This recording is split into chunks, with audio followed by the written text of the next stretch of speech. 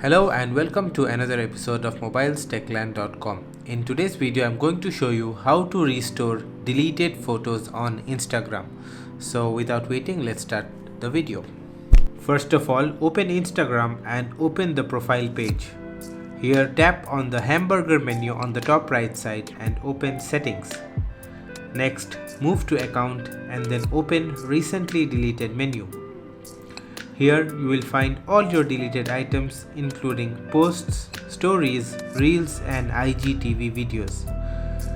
For example, if I want to restore the deleted post on Instagram, then open it and tap on the three-dot menu. Now simply tap on restore and confirm the dialog box.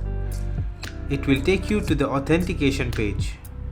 Here, you need to authenticate your identity using OTP sent to your mobile number or email ID.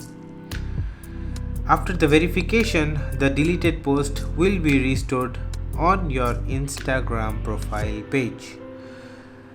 So that's pretty much it for today. If this video helped, don't forget to hit the like button, comment, share and subscribe for more videos, and I will see you in the next one.